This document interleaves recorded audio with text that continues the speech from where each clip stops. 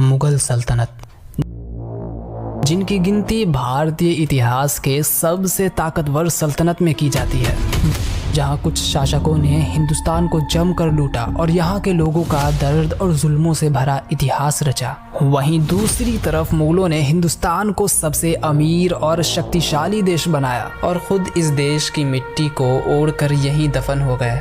तो आज की इस वीडियो में हम आपको लेकर चलते हैं एक ऐसे सफ़र पर जहां आप मुगल साम्राज्य के रंगीन इतिहास को खुद देखेंगे और महसूस करेंगे।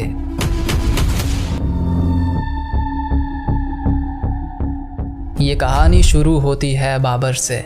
बाबर ने साल 1526 में पानीपत की पहली लड़ाई में इब्राहिम लोदी को हराया और भारत में मुगल साम्राज्य की स्थापना की। बाबर के बारे में कहा जाता है कि बाबर ने राम मंदिर को गिराकर वहां पर बाबरी मस्जिद को बनवाया। मगर ये जानकर आप हैरान हो जाएंगे कि बाबरी मस्जिद दरअसल बाबर ने बनवाई ही नहीं थी, बल्कि बाबरी मस्जिद का निर्माण बाबर के एक सिपाही मीर बाकी ने करवाई थी और बाबर को खुश करने के लिए उसका नाम बाबरी मस्जिद रख दिया। और जहाँ तक बात है कि बाबरी मस्जिद राम मंदिर को गिराकर बनाया गया था, इस बात का जिक्र ना तो हमें बाबरनामा में मिलता है और ना ही तुलसीदास जी ने इसके बारे में कुछ बताया, जो कि राम जी के सबसे बड़े भक्त थे। और फिर आया 6 दिसंबर 1992, जब देश की 465 साल पुरानी मस्जिद को कारसेवकों की एक भीड़ ने ढा दिया, जिसे लेकर देश भर में सांप्रदायिक तनाव बढ़ गया, हिंसा हुई और हजारों लोग इस हिंसा में मारे गए।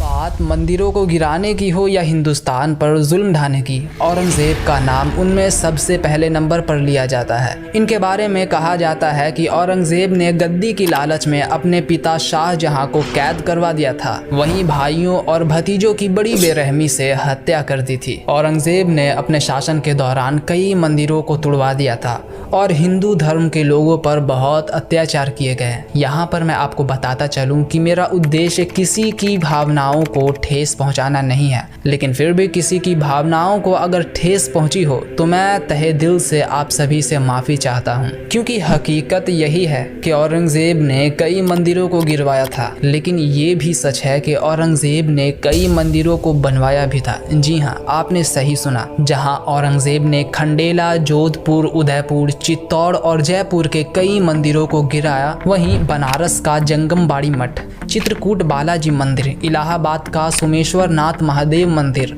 और गुवाहाटी का उमानंद मंदिर और ऐसे कई मंदिरों को अनुदान भी दिया। पर ऐसा क्यों कर रहा था औरंगजेब? एक तरफ मंदिरों को गिरा रहा था और वहीं दूसरी तरफ मंदिरों को अनुदान दे रहा था। वर्ल्ड फेमस हिस्टोरियन रिचर्ड ईट के मुताबिक मुगल काल में मंदिरों को ढाना दुर्लभ घटना हुआ करती थी और जब भी ऐसा हुआ तो उसके कारण राजनीतिक रहे। ईटन के मुताबिक वही मंदिर तोड़े गए जिनमें विद्रोहियों को शरण मिलती थी या जिनकी मदद से शहंशाह के खिलाफ साजिश रची जाती थी।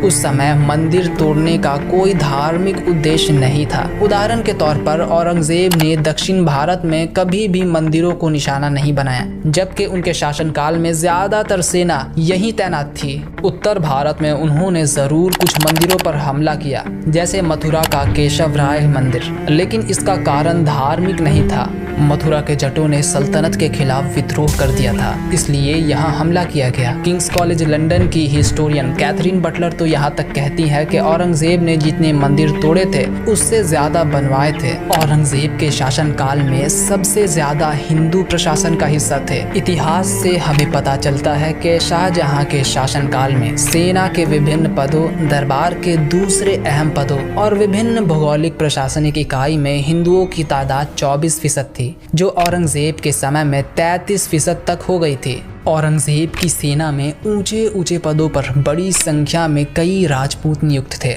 मराठों और सिखों के खिलाफ औरंगजेब के हमले को धार्मिक चश्मे से देखा जाता है, मगर ये भूल जाते हैं कि तब युद्ध के क्षेत्र में मुगलों की सेना का कमान अक्सर राजपूत सेनापतियों के हाथ में होती थी। इससे ये भी साफ हो जाता है कि औरंगजेब या फिर किसी भी मुगल शासकों को हिंदुओं या किसी भी समुदाय से धर्म के आधार पर कोई दुश्मनी नहीं थी। इतिहास में हमें कई ऐसे युद्ध देखने को मिलते हैं, जैसे मुगलों और मराठों के बीच या फिर मुगलों और सिखों के बीच, मगर इनके कारण राजनीतिक थे, ना कि धार्मिक। अब ऐसे लोगों के बारे में क्या ही कहें जिनका काम धर्म के नाम पर बस आपस में फूट डालना हो।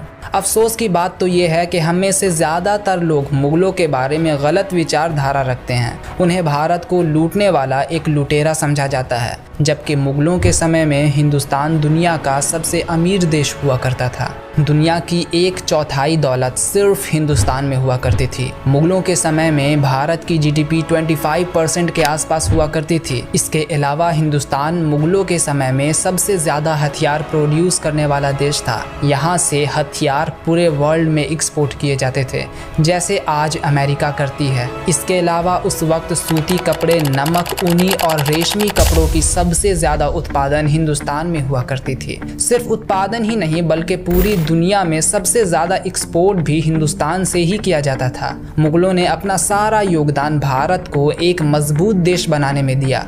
वहीं दूसरी तरफ मुगलों के बाद भारत में कदम रखने वाले ब्रिटिश हुक्मरानों ने देश को जमकर लूटा, और ना सिर्फ लूटा बल्कि भारत में रहने वाले लोगों पर तरह तरह के जुल्म भी किया। जहां अंग्रेज़ों ने भारत से कई बेशकीमती मुगल पेंटिंग, हीरे जवाहरात आदि लूट कर ले गए, वहीं भारत को टुकड़ों में बांटने वाली थ्योरी देने वाले भी ब्रिटिश शासक ही थे। भारत की लूटी गई कुछ बेशकीमती चीज़ें पश्चिमी देश के म्यूजियम में आज भी रखी हैं। इन लूटी हुई चीज़ों में सबसे ज्यादा बेशकीमती चीज कोहिनूर है, जो आज भी क्वीन एलिजाबेथ के ताज में लगा हुआ है। इसके अलावा और न जाने कितने ही बेशकीमती खजाने होंगे जो आज पश्चिमी देश के अमीरी की वजह बने होंगे, जिसका आप और हम अंदाज़ा भी नहीं लगा सकते।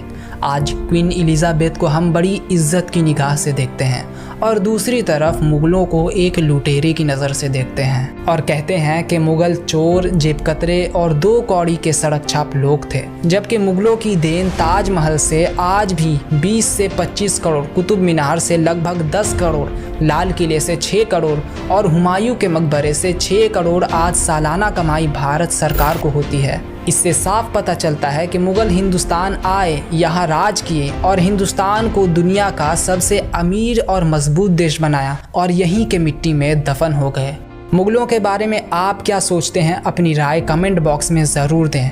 इसके अलावा अगर आप साइंस में भी रुचि रखते हैं तो ये वीडियो भी आपको काफ़ी पसंद आएगी।